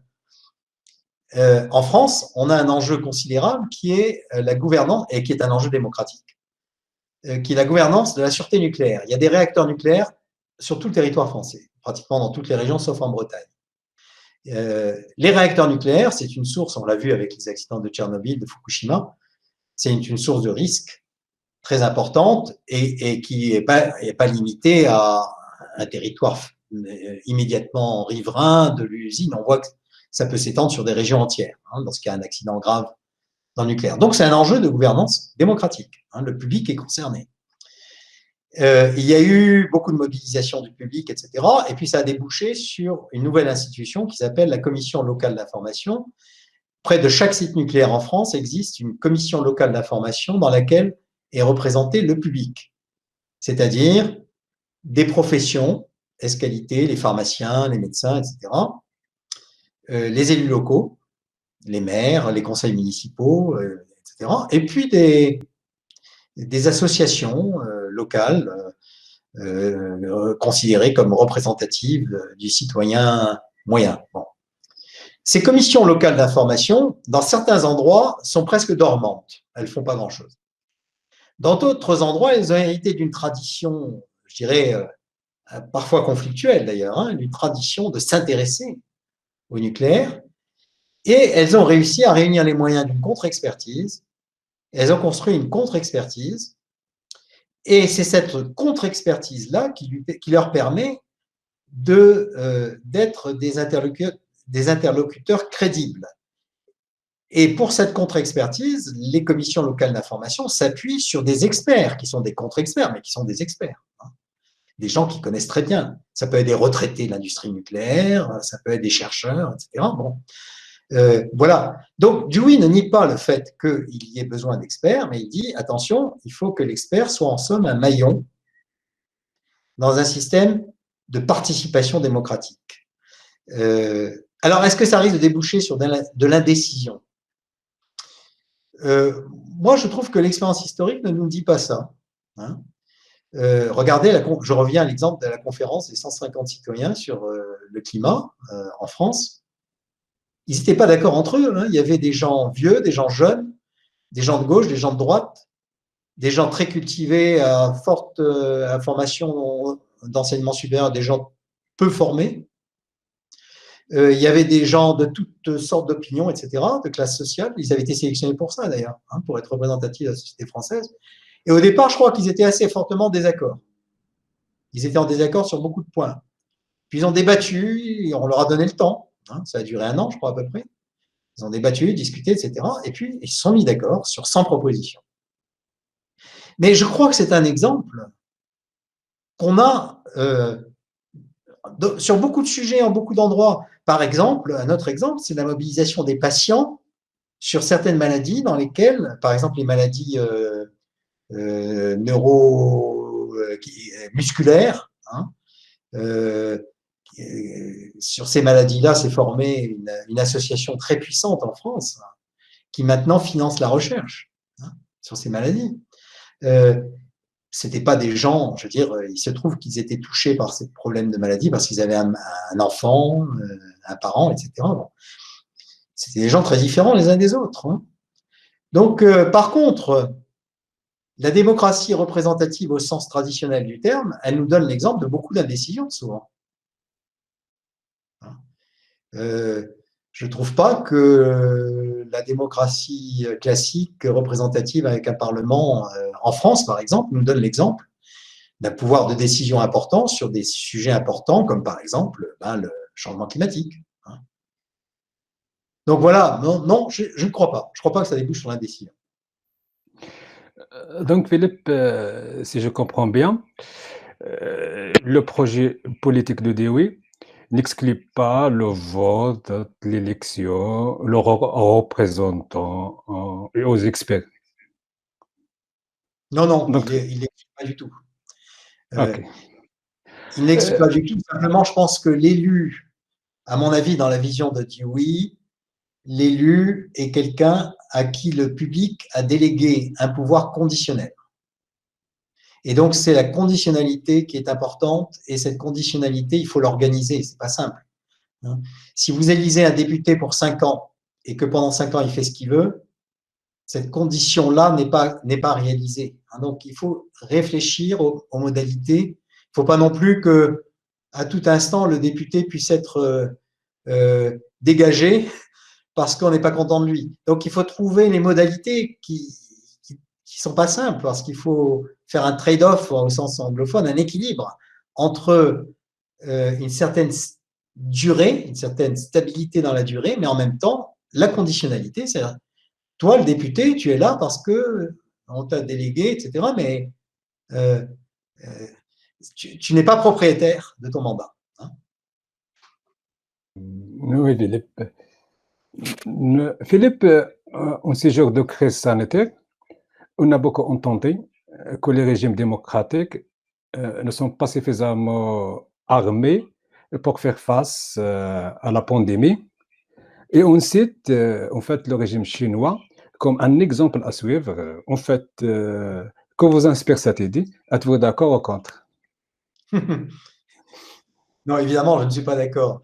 Je pense d'abord que ériger des lois, hein, bon, ça c'est le chercheur en sciences sociales qui. Et construire des lois du genre, ben, les régimes autoritaires fonctionnent mieux que les régimes démocratiques. Quand bien même on analyserait le cas de tous les pays membres des Nations Unies, c'est combien? 250 moins de 300? C'est un échantillon statistique assez limité. Donc je ne crois pas que ce soit très robuste pour construire une loi.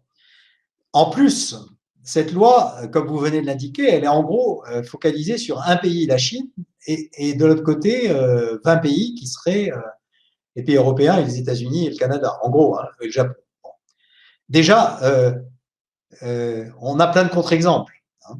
Si je regarde le bilan de la pandémie dans un pays, je ne sais pas s'il est démocratique ou pas, mais en tout cas, il n'est pas gouverné par un grand démocrate qui est le Brésil. Je ne crois pas que l'autoritarisme du président Bolsonaro ait constitué un rempart très efficace contre le virus. Revenons au cas de la Chine, puisque c'est en fait, en gros, c'est le cas de la Chine qui est mis en avant. Hein, parce qu'il y a par ailleurs d'autres pays asiatiques qui ont parfaitement bien maîtrisé l'épidémie et qui ne sont pas des régimes autoritaires. Hein. La Corée du Sud, Taïwan, etc. Bon, le Japon. Le Japon dont on dit oulala, là là, les pauvres, maintenant ils ont une vague, mais quand on regarde le nombre de morts et le nombre de gens malades, on en rêverait. Hein, bon, en tout cas en Europe. Bon, donc je crois qu'il y a les démocraties asiatiques ont été aussi un très bon exemple de maîtrise de l'épidémie, ou l'Australie, ou la Nouvelle-Zélande, etc. Maintenant, la Chine. Moi, j'aimerais bien savoir, avoir accès à l'information. Et quand j'aurai accès à une information fiable et complète sur ce qui s'est passé en Chine, je commencerai à écouter les arguments des gens qui défendent cette thèse. Hein, parce que j'ai de très sérieux doutes, alimentés par des études, pour autant qu'on puisse faire des études et des témoignages, sur le nombre de morts. J'aimerais bien qu'on croise, par exemple, les déclarations officielles du gouvernement chinois avec les statistiques de surmortalité, des statistiques fiables de surmortalité par région. J'aimerais bien avoir une information fiable sur les origines de la pandémie.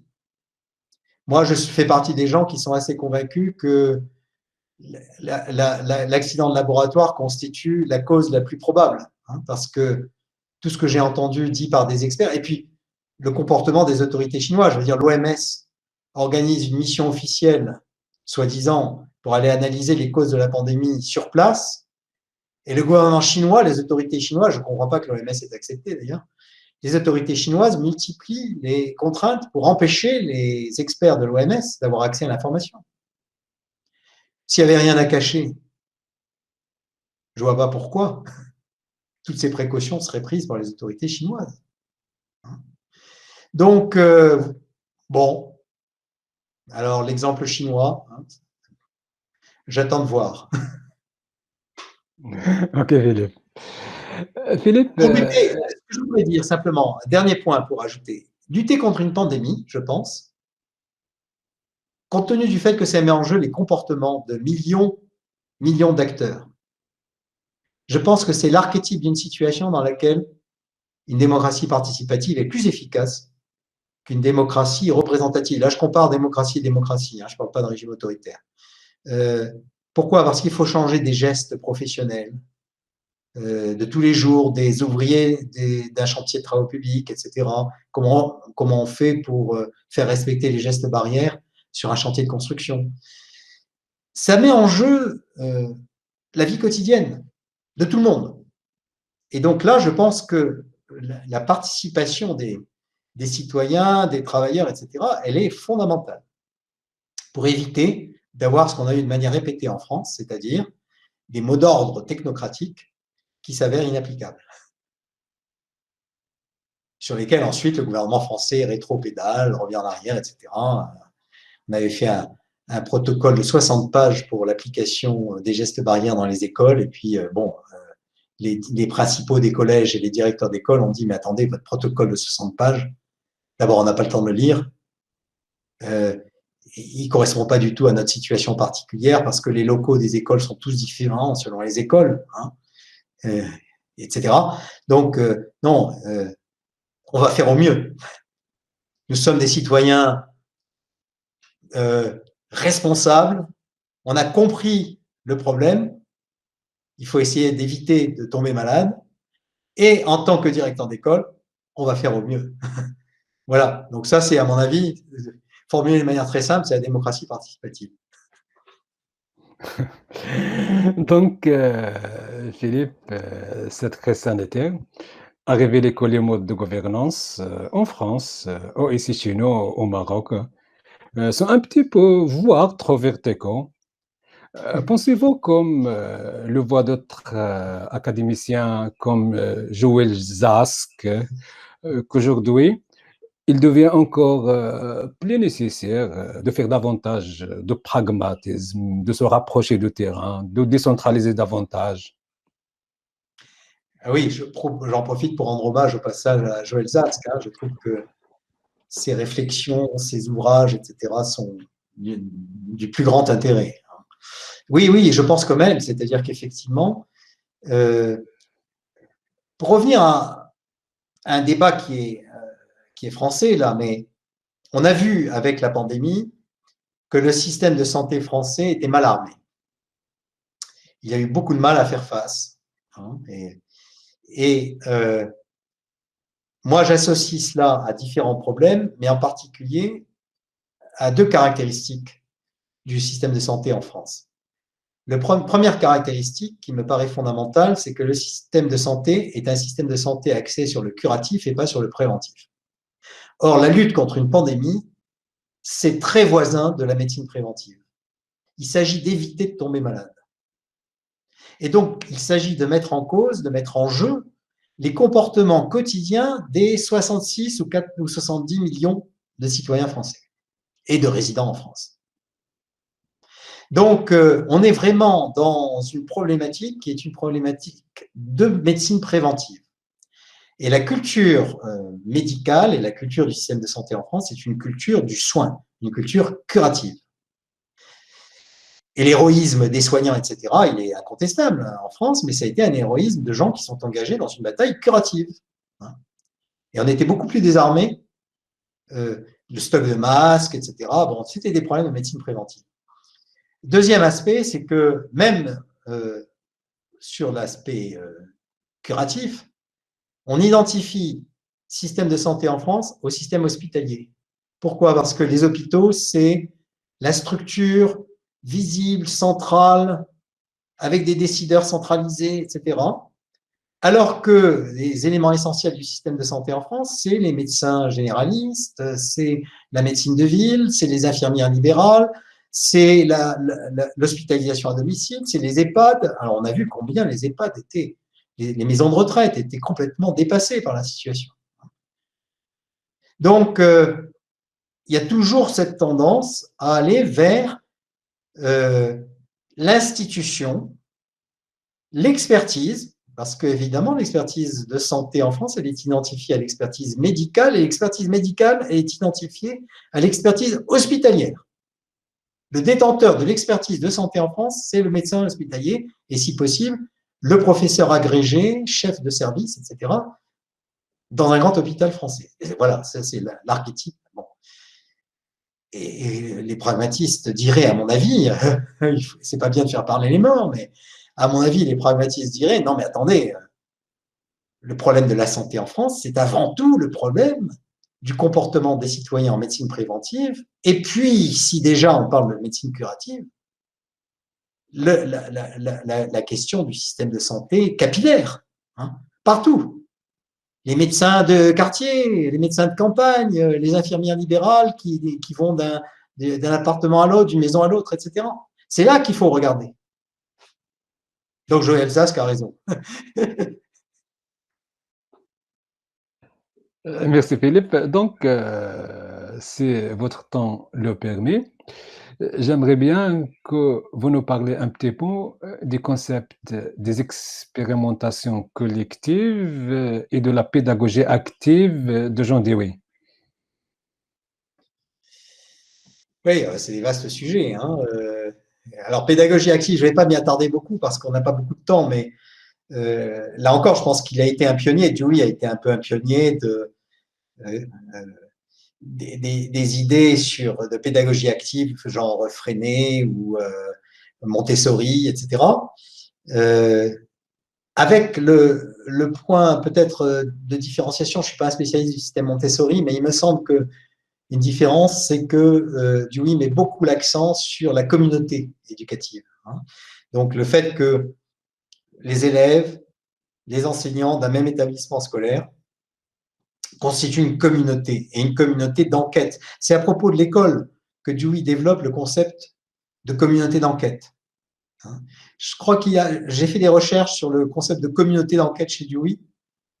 Je ne l'ai pas beaucoup trouvé en dehors le public et ses problèmes et ses écrits sur la pédagogie. Donc, la pédagogie est vraiment son champ d'action sur la notion de communauté.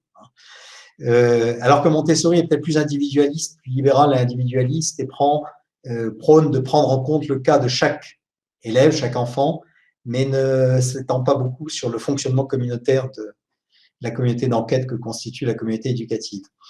Je pense que on gagnerait beaucoup à s'ouvrir à ces idées-là, mais alors dans un pays comme la France, on en est quand même très très loin, compte tenu du caractère très centralisé de l'éducation nationale, hein, du poids bureaucratique du ministère de l'Éducation nationale. On est très très loin du fonctionnement sur la base de communautés éducatives locales. Alors, on ne passera pas du jour au lendemain de l'un à l'autre. Mais déjà, si on peut s'inspirer de ces idées de Dewey pour faire évoluer le système éducatif dans un pays très centralisé comme la France, peut-être aussi un pays assez centralisé comme le Maroc, ce serait intéressant. Hein. Déjà, toujours retrouver cette notion de processus, de progression. L'autre question que vous posiez, c'était, vous avez parlé de pédagogie et il y avait deux volets dans votre question. C'est les expérimentations Ah oui, collectives. expérimentation. Ça, c'est très important, aussi bien pour la gestion de l'entreprise que pour le fonctionnement de la société, très important. C'est-à-dire, et là, il y a des pays qui ont beaucoup plus la culture de l'expérimentation que des pays comme la France. Je pense aux pays d'Europe du Nord, par exemple, où c'est quand même monnaie courante de faire de l'expérimentation sociale, de l'expérimentation technique, etc. Essayer les choses, voir ce que ça donne.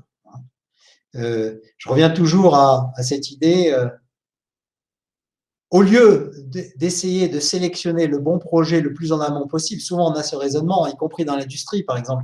L'industrie automobile occidentale, elle avait une règle d'or, c'était quand je lance un projet de nouveau véhicule, il faut sélectionner le bon design, les bonnes solutions techniques le plus en amont possible, parce que si on sélectionne trop tard, on dépense beaucoup plus d'argent. Les Japonais faisaient le contraire. Ils maintenaient 3-4 projets concurrents très longtemps, au point qu'ils dépensaient plus d'argent en conception que les Occidentaux. Mais après, l'industrialisation, la commercialisation, etc., fonctionnait beaucoup mieux, parce qu'ils avaient testé différentes options. Et même, ils avaient croisé les options, parce que des fois, il y a une option qui marche très bien là-dessus, mais pas bien là-dessus, et puis une autre option qui marche bien sur X et pas sur Y. Et puis après, on peut essayer de voir si on arrive à retenir le meilleur des différentes options. Dans les sociétés, c'est pareil. Je pense qu'il faut essayer des choses. Il faut essayer des choses et accepter que parfois, on a des échecs. On peut tenter un truc et puis ça marche pas très bien. Ou ça marche bien sur un aspect et pas sur d'autres. En ce moment, en France, il y a une expérimentation sociale que je trouve très intéressante, c'est des territoires zéro chômeur. On a un problème chronique depuis des décennies qui est d'un chômage massif. Et donc, il y a des territoires sur lesquels les élus locaux, les chambres de métiers, les différentes institutions du département, par exemple, ou de la commune, se sont mis d'accord pour dire que ça va être un territoire zéro chômeur. Ça signifie quoi? Ça signifie qu'on recense tous les emplois possibles correspondant à une utilité sociale. Ça peut être des besoins sociaux définis par des mairies, par exemple. Ah, sur notre commune, on aurait besoin que, j'en sais rien, que le désherbage de tel terrain, etc., soit mieux fait, que des gens passent plus souvent. On peut imaginer plein de sortes de choses. Et donc, on définit une liste d'emplois, on mobilise des financements en partie publics, en partie privés, on recense les chômeurs et on essaye de… Et ils y arrivent, c'est-à-dire que pratiquement, ils arrivent à éliminer le chômage. Alors, c'est sur des emplois qui ne sont pas toujours d'un niveau de qualification très élevé, c'est des niveaux de salaire qui ne sont pas toujours très élevés, mais ça amorce une dynamique. Ça amorce une dynamique parce que après, les chômeurs qui sont employés eux-mêmes deviennent des parties prenantes actives pour développer le projet, pour développer le système, parce que ça leur a apporté une réponse. Parfois, ils restent un an et demi sur un emploi de ce type-là, et puis ils partent vers des emplois plus qualifiés, plus intéressants pour eux. Mais ça a amorcé le mouvement, et comme ils sont très motivés, ils participent. Vous voyez ce que je veux dire? Amorcer des dynamiques sociales. Et pas toujours être engoncé dans un système institutionnel où on dit, bah voilà, celui qui n'a pas d'emploi, il va s'inscrire au chômage. Point. Merci Philippe. Donc, je vois qu'il y a une question sur le bloc de messages. La question est posée par la doctorante Sman. Donc, elle dit, on bien compris que la méthode Lean vise à éliminer les gaspillages des processus de travail. Pensez-vous qu'on doit quand même que les organisations se focalisent sur le huitième gaspillage qui devrait être développé pour tirer le maximum de profit, à savoir la sous-exploitation des compétences? Oui, alors je précise bien que dans mon esprit, si on est dans l'esprit du pragmatisme, mettre en avant le mot d'ordre lutte contre le gaspillage est une catastrophe. Il ne faut surtout pas mettre en avant le mot d'ordre lutte contre le gaspillage. Il faut identifier des problèmes bien qualifiés, précis, qui ont trait soit aux méthodes de travail, la manière dont on est organisé. Ça peut être des choses très simples, ça peut être des choses beaucoup plus complexes. Ça peut être, par exemple, une chose très simple, c'est la disposition spatiale d'une machine, du stock de pièces détachées, etc. Faire en sorte que le travailleur qui est sur la machine n'ait pas besoin à chaque fois de faire des contorsions, de traverser des zones dangereuses, etc., pour aller chercher les pièces détachées dont il a besoin. Mais ça peut être des choses beaucoup plus complexes, comme par exemple le fait que aujourd'hui, une partie non négligeable des accidents sur les chantiers de construction ou de travaux publics est liée à la mauvaise conception du chantier. Et que les gens qui conçoivent les chantiers n'ont pas l'expérience, la connaissance de terrain de ceux qui vont y travailler. Et donc, par exemple, on conçoit la construction d'un bâtiment de telle manière qu'à un moment donné, il y a des gens qui vont travailler à 2 niveaux verticalement superposés. Moyennant quoi, s'il y en a un qui est au niveau supérieur qui fait tomber un outil, l'outil va tomber sur la tête de celui qui est en dessous. Donc, il faut éviter la superposition verticale dans l'organisation du travail. Ça, c'est en conception du chantier que ça va intervenir. Bon, voilà donc un certain nombre d'exemples. Donc, il ne faut surtout pas partir de lutter contre le gaspillage. Le gaspillage des compétences, moi, je ne sais pas. Quand j'aborde une organisation, je ne sais pas s'il y a des compétences qui sont gaspillées. Quelles sont les compétences gaspillées? J'en sais rien, ça dépend de ce qu'on a besoin de faire. Je veux dire, il y a sûrement dans une entreprise, je vais caricaturer un peu, je suis sûr que dans une entreprise, il y a plein de compétences en football. il y a plein de travailleurs, de salariés de l'entreprise qui ont leur point de vue sur les équipes, les joueurs, etc. Est-ce que ce sont des compétences gaspillées pour l'activité de l'entreprise parce que l'entreprise ne recourt pas à ses compétences en matière de football? J'en suis pas sûr. Hein. Par contre, il peut s'avérer que lorsque l'entreprise change sa vision des besoins qu'elle doit servir, elle découvre à ce moment-là qu'il y a dans son personnel des compétences. Par exemple, je ne sais pas, on va avoir besoin, tout d'un coup, on change la définition du service qu'on rend à nos clients. Et dans la nouvelle définition du service qu'on rend à nos clients, on va avoir besoin de gens qui ont une compétence en matière de sport d'équipe.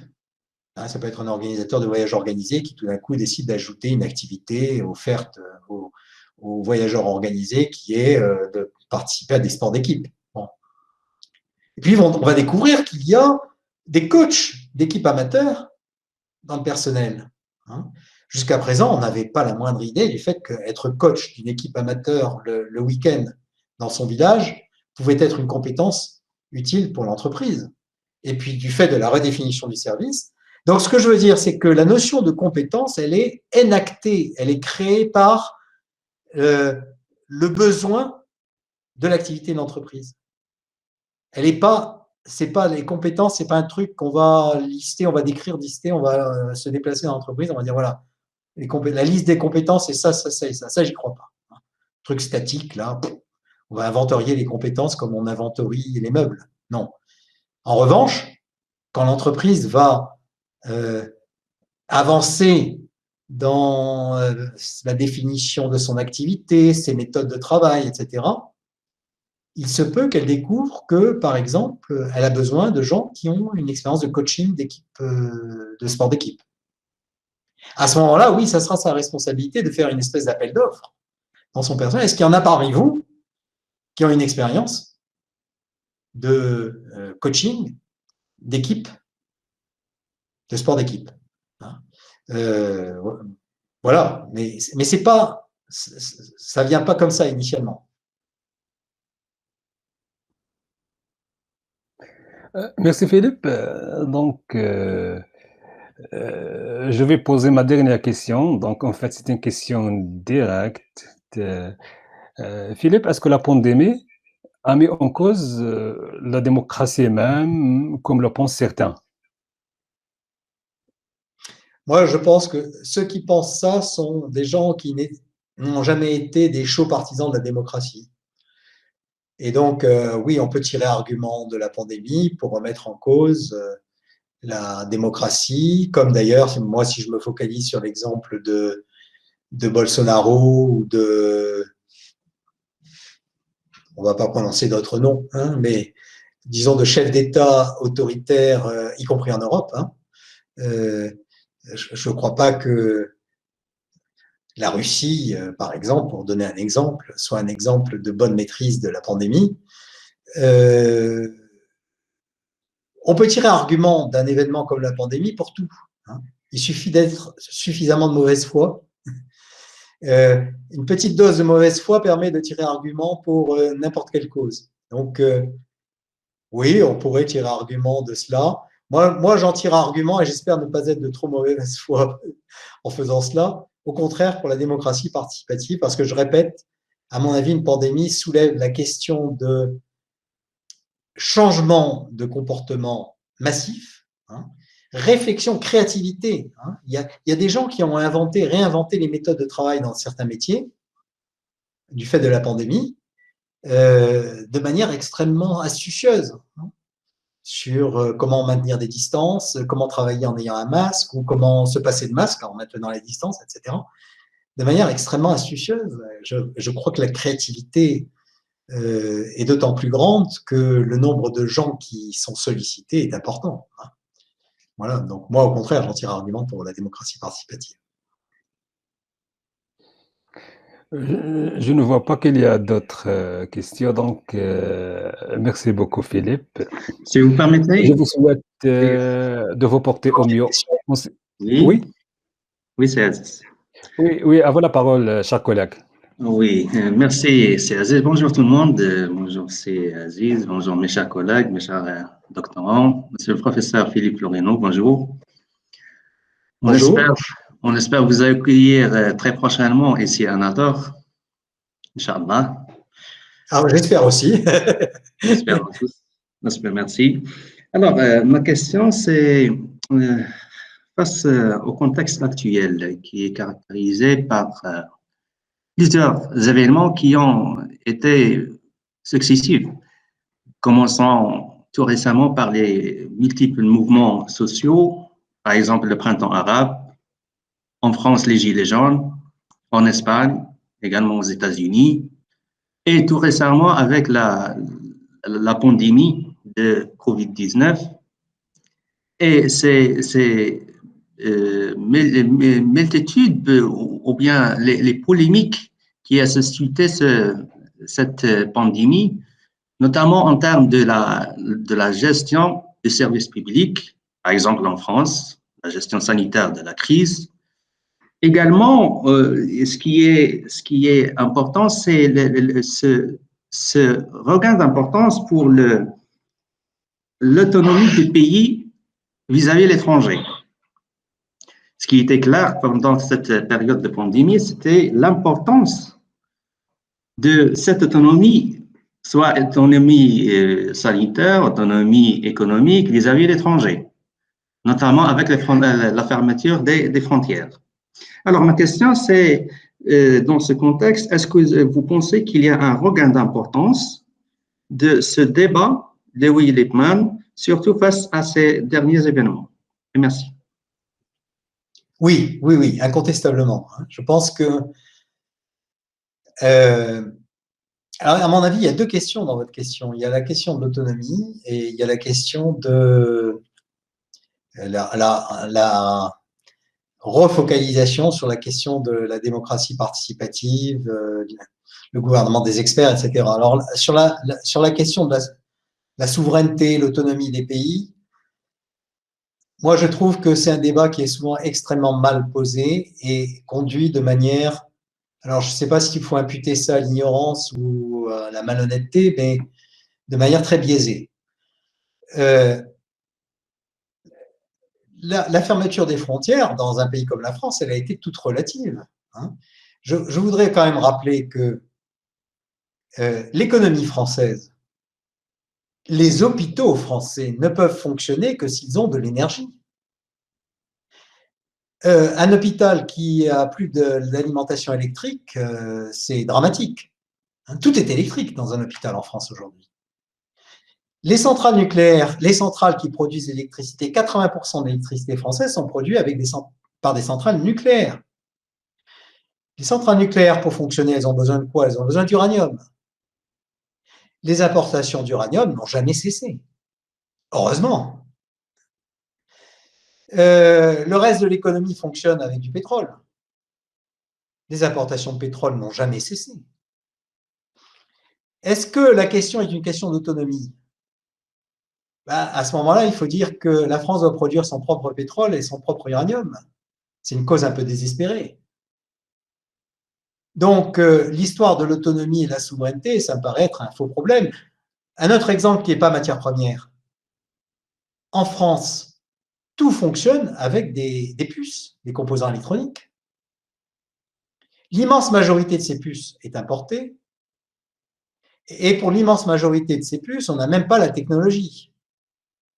Alors, est-ce que ça veut dire que pour devenir autonome et souverain, il va falloir demain que la France investisse non pas des milliards, ni des dizaines de milliards, mais des centaines de milliards pour construire, pas ex nihilo, mais ex poco, une industrie autosuffisante en matière de composants électroniques? C'est une aberration. Il n'y arrivera jamais. Donc, l'autonomie est impossible. Par contre, dans ces secteurs stratégiques, composants électroniques, pétrole, uranium, la question du stockage stratégique est pertinente. S'il y a une crise internationale et qu'on se trouve confronté à une rupture des approvisionnements, il faut avoir un stock suffisant pour continuer à faire tourner l'économie pendant un certain temps, tout étant dans la définition de ce qu'est un certain temps. En France, il y a, si je ne me trompe, un stock stratégique de pétrole. Je ne sais plus si c'est 1 an ou 2 ans. C'est au moins 1 an, mais je me demande si ce n'est pas 2 ans de consommation. Ce stock stratégique de pétrole, bon, évidemment, si on est confronté à une rupture d'approvisionnement qui dure 10 ans, il ne suffira pas, mais je veux dire, une crise internationale qui dure plus d'1 an, c'est quand même relativement rare. Et si c'est vraiment une crise de ce type-là, c'est que c'est une guerre et les problèmes qui se poseront seront d'une autre nature. Donc, il y a un stock stratégique d'uranium. Alors là, l'uranium, je crois que c'est 2 ans de consommation d'uranium. Il devrait y avoir des stocks stratégiques de puces électroniques, mais beaucoup d'entreprises françaises qui fonctionnent avec des puces électroniques, qui ont besoin de puces, ont vu passer dans les années récentes des consultants qui leur ont vendu du lean management, donc qui ont supprimé les stocks au nom du zéro stock. Et donc, s'il y a une rupture d'approvisionnement en puces électroniques, on est très vite mal. Alors, peut-être que la pandémie va avoir un effet là-dessus, elles vont se remettre à faire des stocks intelligents. Mais c'est pour vous dire que la question de l'autonomie, moi, je n'y crois pas. Je pense que l'autonomie n'existe pas. Et les économies avancées comme les économies européennes resteront dépendantes d'approvisionnement externe en énergie, en technologie électronique, etc., etc. Alors, sur la remise à l'actualité des idées sur la démocratie, ça oui, par contre, je pense que c'est important. Maintenant, l'effet de la pandémie peut être de renforcer ces idées sur la démocratie participative ou, au contraire, de renforcer les idées sur l'autoritarisme.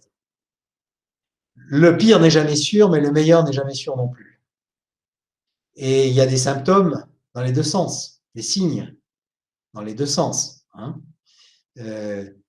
Si les régimes démocratiques ne sont pas capables d'évoluer pour faire face aux nouvelles revendications, vous avez rappelé à juste titre le printemps arabe, les gilets jaunes, etc., il y a des revendications très fortes, plus ou moins confuses d'ailleurs. Les revendications des gilets jaunes étaient très confuses, mais il y a une revendication très forte de pouvoir donner son avis, d'être pris en compte et de pouvoir participer à la décision. Si les régimes démocratiques ne sont pas capables de faire face à ce type de demande d'exigence et se renferment dans leur institutionnalisme, à ce moment-là, je crains le pire.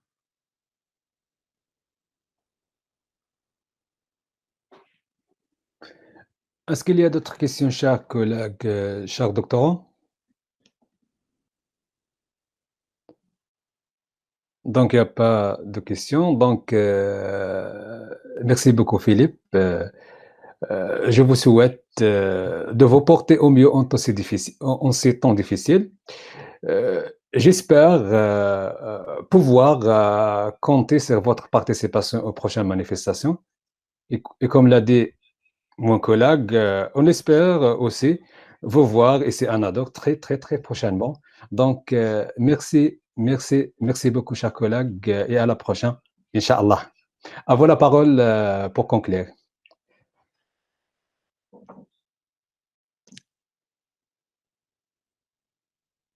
À qui la parole?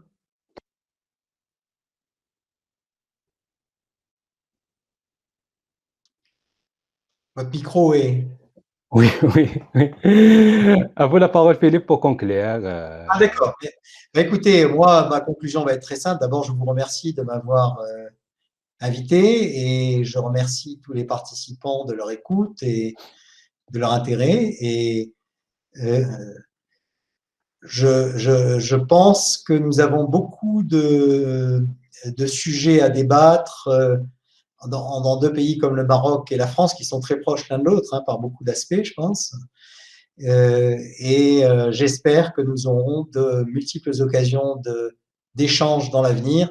Je ne sais pas si vous avez eu vent de cette initiative qui se développe, qui s'appelle Global Forum. Ce sont des chercheurs en sciences sociales américains, canadiens, européens, latino-américains. Il y a beaucoup de latino-américains dans le groupe, beaucoup d'Européens, des Australiens, qui tentent de mettre en discussion au niveau international. Il va y avoir une conférence internationale en octobre de mettre en discussion ce qu'on a discuté aujourd'hui, c'est-à-dire démocratiser, décarboniser, hein, le problème de la décarbonisation de l'économie, démocratiser le travail, hein, c'est l'axe, je dirais, démocratiser le travail, donc ce dont j'ai parlé aujourd'hui, c'est-à-dire management participatif, etc. Et je pense que c'est une initiative à laquelle il serait très important que des pays d'Afrique participent. Je crois qu'il n'y en a pratiquement pas pour l'instant. Il serait très important que des pays africains y participent. Et voilà, je signale cette initiative. Si certains sont intéressés, qu'ils me contactent et je leur donnerai le lien. Hein, il y a un lien avec les organisateurs du Global Forum, dont la première conférence aura lieu en octobre. Merci beaucoup, Philippe. On est certainement intéressé, donc, et on vous remercie pour cette initiative. Donc, merci, Philippe, et à la prochaine. Merci, à bientôt.